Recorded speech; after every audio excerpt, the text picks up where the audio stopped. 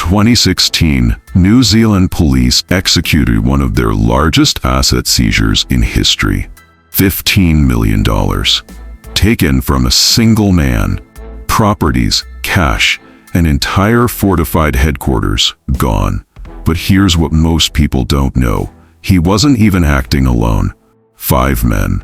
That's all it took to build one of the South Pacific's most feared criminal organization, the Headhunters Motorcycle Club. By the end of this video, you'll know exactly who they are, how they operated, and why police spent decades trying to bring them down. Let's start with number 5. To understand these men, you need to understand where it all started. 1967, East Auckland. A group of young men formed what they called the Headhunters. Back then, they were just another street gang, fighting for territory, respect, survival. But in 1985, something changed. They made a decision that would transform them forever. They became an outlaw motorcycle club, and that's when things got serious. Over the next 4 decades, the Headhunters expanded across New Zealand. East Chapter, West Chapter, multiple territories, multiple operations. What started as street-level violence evolved into something far more organized, far more profitable. Drug manufacturing, distribution networks worth millions, property holdings hidden behind trusts and shell companies. This wasn't just a gang anymore. This was a business. But businesses need leaders.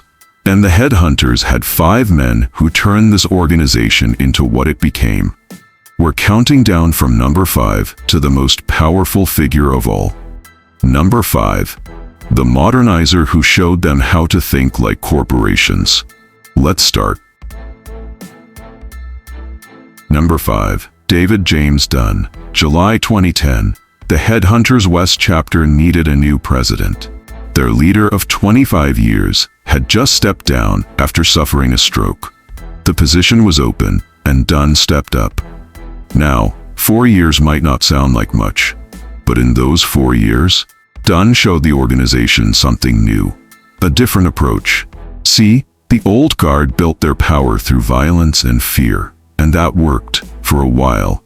But Dunn, he represented something else, a new generation. One that understood you could be just as dangerous with a spreadsheet as you could with a weapon. Let me show you what I mean. Before we continue to number 4, I want to know, where are you watching this from? Drop your country or city in the comments right now. Let's see how far this story has reached.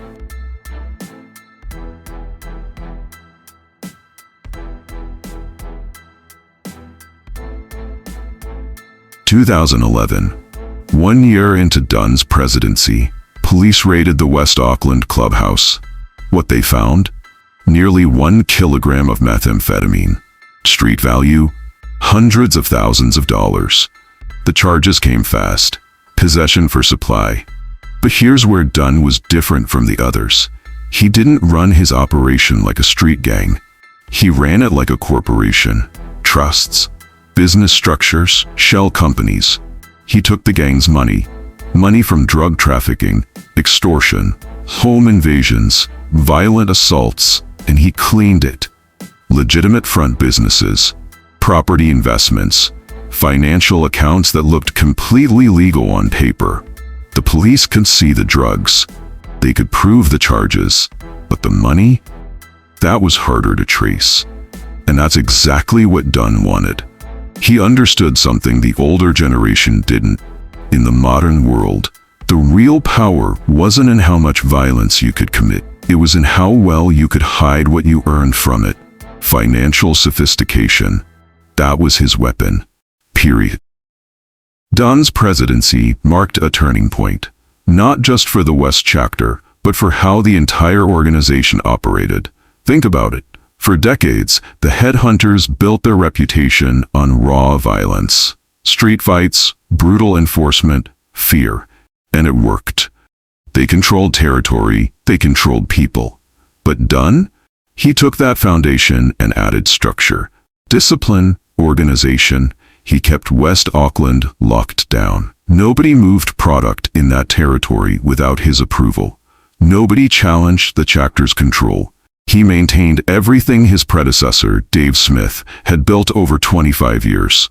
But he added layers, procedures, systems that made the operation run smoother, quieter, harder to prosecute. This was organized crime in its truest form.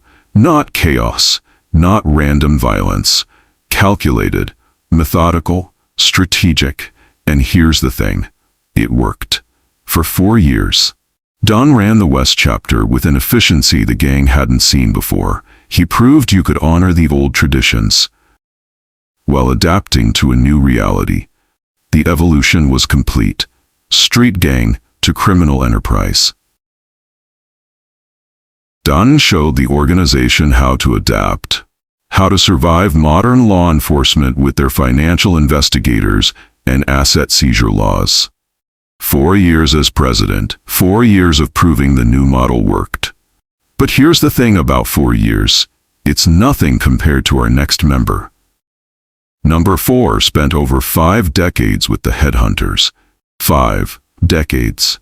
He didn't just adapt to change. He lived through every single transformation, from street gang in the 60s to criminal empire in the 2000s. And while others were out front taking the heat, he was in the background, protecting the money. More on that in a moment. Number 4, Terrence Austin McFarland, 1969. Richard Nixon is president. Man walks on the moon for the first time. And in West Auckland, a young man joins the headhunters. That man was McFarland, and he never left. 50 years. Most people don't work the same job for 50 years. Most people don't stay loyal to the same organization for 5 decades. But McFarland did. Senior member, enforcer, asset manager. He wore multiple hats, played multiple roles, and through every era, every change, every crisis, he was there. You want to know what institutional knowledge looks like? What happens when someone dedicates half a century to a single cause? McFarland is your answer. Here's where McFarland became invaluable. He knew how to protect the money. See, making money from crime, that's the easy part. Keeping it, that's where most operations fall apart. Police seize assets, courts freeze accounts. One mistake and decades of earnings disappear. McFarland made sure that didn't happen. Legal structures, holding companies, trusts that hid who really owned what.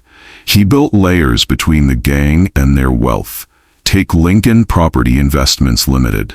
On paper, just another property company. In reality, it controlled the gang pad in Christchurch. That property has a history. It used to belong to the Epitaph Riders, another motorcycle club. Then the headhunters moved in, took over the club in what's called patching over. The property became theirs, but it needed work, renovations, upgrades. Where did that money come from?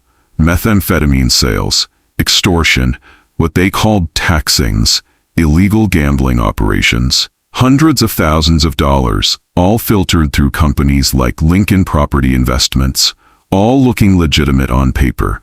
And when police came for it, when they tried to seize these assets, McFarland and others fought back in court.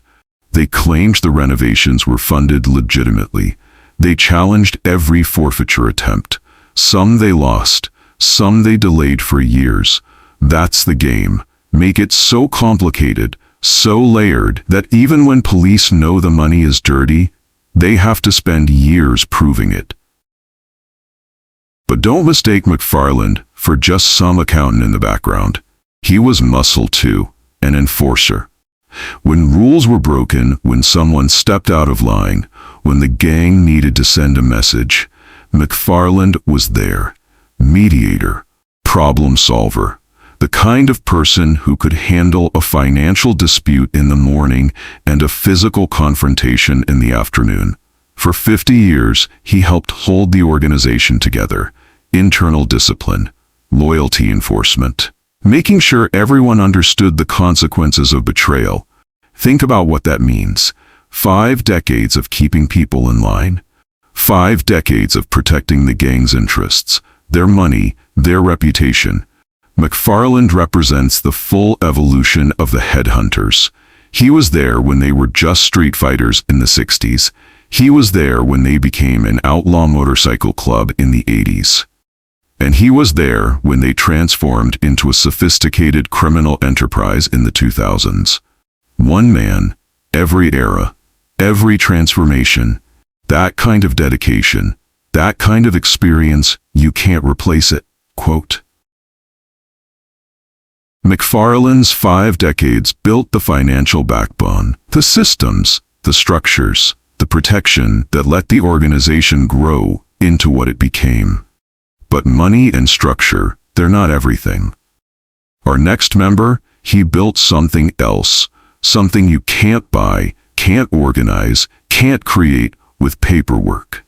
He built a legend, and when he died, over 100 gang members rode more than 500 kilometers to honor him. One of the largest gang funerals in New Zealand history. That's number 3.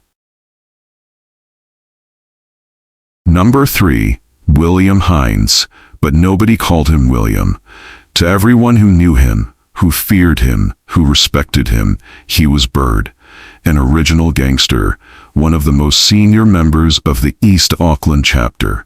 And when people talk about the headhunters, when they talk about what it means to be truly committed to the life, they talk about Bird. His base of operations, the heavily fortified headquarters in Ellerslie, not just a clubhouse, a fortress, the kind of place that makes a statement before you even walk through the door.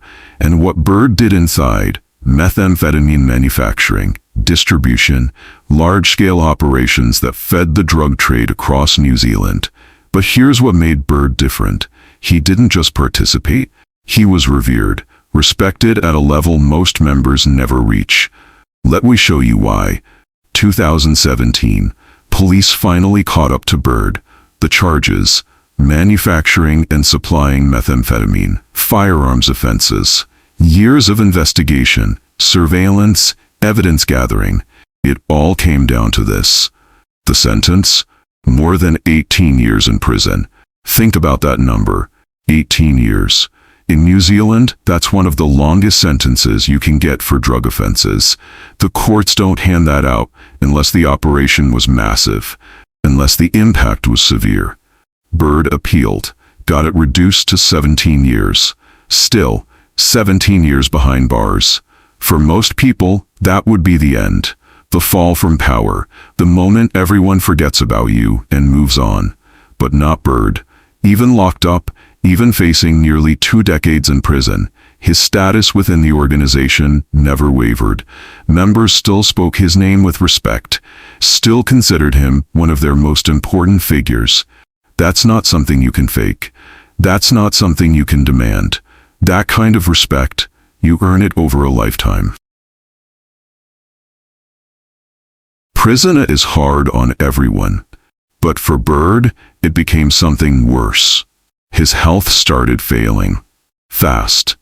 Type 2 diabetes. Then a limb amputation. Heart disease. And finally, end-stage renal failure. He needed dialysis regularly just to stay alive. The man who once commanded respect through strength, through presence, through sheer force of will, was dying. The parole board reviewed his case. Medical reports. Prognosis. The reality was clear. Bird wasn't going to survive his full sentence. Late 2023, they granted him compassionate parole. Released him so he could spend his final days outside prison walls. He didn't have long. Within weeks, he was gone. And then, New Zealand saw something it had never seen before. Over 100 gang members, allied clubs, supporters. They all gathered for Bird's funeral. The procession? More than 500 kilometers. From Auckland all the way down to Foxton, hours on the road. Motorcycles stretched out as far as you could see. His final resting place, Motuiti Marae, a place of cultural significance, a place of honor. And the tributes? Banners everywhere reading the same thing. In Bird we trust. Not we respected him. Not we remember him. We trust. Present tense. As if even in death, Bird was still someone you could count on. Police deployed heavy resources that day. They were worried about unrest, about rival gangs, about what happens when you put that many criminals in one place. But nothing happened, because this wasn't about violence. This wasn't about territory or power plays. This was about honoring a legend. One of the largest gang funerals in New Zealand history. All for one man. That tells you everything you need to know about William Bird Hines. Bird commanded respect that lasted beyond his death, beyond prison, beyond anything the legal system could do to him. But respect? That's one thing. Our top two? They wielded something different, something more dangerous. Absolute power. Number 2 ran the West Chapter for 25 years, built it from the ground up into a criminal empire that controlled entire territories. And number 1, police seized $15 million from him in a single operation. 15. No, Ian, let's talk about real power. Number 2, David Smith. Dave to those who knew him. 1985. Wayne Doyle goes to prison for murder. The West Auckland chapter needs a president. Dave Smith steps up, and he stays there for 25 years. 1985 to 2010. Think about that timeline. That's not just leadership. That's an entire era. And it wasn't just any era. This was the transformation period. The moment when the headhunters stopped being a street gang and became an outlaw motorcycle club. Smith didn't just witness that change. He led it. He shaped it. He made it happen. By the time he was done, law enforcement had a file on him thick enough to fill a bookshelf. One of the most feared gang leaders in New Zealand history. Let me tell you how he earned that title. Smith came up in the 1970s. Auckland's street gang scene back then? Brutal, violent, unforgiving, and Smith fit right in. Early convictions for wounding with intent to cause grievous bodily harm. That's not a minor charge. That's attacking someone with the intention of destroying them. But that was just the beginning. 1983. A rival gang member turns up dead. High-profile murder. Police investigate and 2 names come up. Dave Smith and another Headhunters member. The charges stick. They go to court. And then, the charges get dropped. Why? Evidence suggests witness intimidation. People who saw what happened suddenly couldn't remember, or didn't want to testify, or disappeared. That's how you build a reputation. Not just through violence, but through making sure nobody talks about your violence. Smith understood this early. Fear isn't just about what you do. It's about what people think you might do. And for the next 3 decades, that reputation followed him everywhere. 1995, Wayne Doyle gets out of prison. He could have challenged Smith for the presidency, could have taken back control of the West Chapter. He didn't. Instead, Doyle formed his own chapter, the East Chapter, and Smith, he kept the West. That tells you something. 2 of the most powerful men in the organization, and they both had enough territory, enough respect, enough power to run their own operations. For the next 15 years, Smith controlled the West. And control is the right word. Drug trafficking networks, methamphetamine production and distribution. Territorial dominance that kept rival gangs out and kept profits flowing in. But here's where Smith evolved. He wasn't just a violent enforcer anymore. He became strategic, calculated. People who dealt with him in later years described him as level-headed, thoughtful, someone who thought 3 moves ahead. But make no mistake, that reputation for violence never went away. It didn't need to. Everyone already knew what Smith was capable of. That's the luxury of a long career. You don't have to prove yourself anymore. Law enforcement called him a major underworld figure, someone with influence that reached beyond the headhunters into the broader criminal world. Internal discipline, empire expansion, negotiations with rival gangs. Smith handled all of it. For 25 years, he was the West Chapter, and the West Chapter was him. 2010. Dave Smith suffers a series of strokes. His health fails quickly. He dies at 53 years old. The funeral draws hundreds, gang members, underworld figures, people who knew him, feared him, respected him. The tributes talk about two things: his brutal reputation and his loyalty, because that's who Smith was: brutal to enemies, loyal to brothers. His legacy: he took a street gang and turned it into one of the most dangerous criminal organizations in New Zealand. 25 years, one man, one chapter. That's Dave Smith. Smith's 25-year reign built the West Chapter into a power base that controlled entire territories. But there's one man who built something even larger. One man who turned the East Chapter into the most dominant force in the entire organization.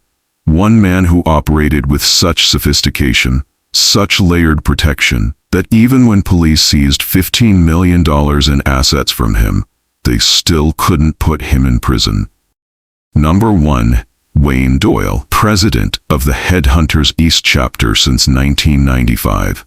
Nearly 30 years of leadership. But it's not just about the time, it's about what he built. Doyle transformed the East Chapter into the most powerful criminal organization in New Zealand. Not just the most powerful gang chapter, the most powerful criminal enterprise, period. Law enforcement, former members, rival gangs, they all say the same thing. Doyle is the most notorious, most influential leader in the Headhunters' history. And here's what makes him truly dangerous. After decades of criminal operations, after building an empire worth tens of millions, he's never been convicted of running it. Let me explain how that's possible. 1985. Doyle's story starts with murder. A rival gang member from the King Cobras, dead. Doyle's charged, convicted, sent to prison. Most people, that would be the end. A murder conviction destroys your future. Not Doyle. Prison became his classroom. He watched, he learned. He saw how other gang leaders made mistakes, how they got caught, how they lost everything because they were too visible, too exposed. And when he got out in 1995, he had a plan. He immediately formed the East Chapter. East Auckland became his territory. And from day one, he built it differently. Bigger, more organized, more insulated from law enforcement. Within a few years, the East Chapter wasn't just large. It was the largest, the most influential chapter in the entire Headhunters organization. East Auckland belonged to Wayne Doyle. Everyone knew it. So how do you run a criminal empire without getting caught?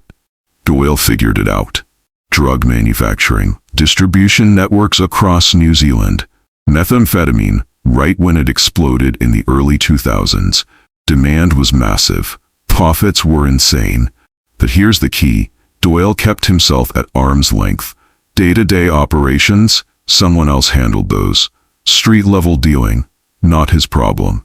Manufacturing, he never touched the product. Instead, he controlled the money. Complex trusts, holding companies, legal structures that hid ownership. He became a trustee, a beneficiary, a silent partner in multiple properties and businesses.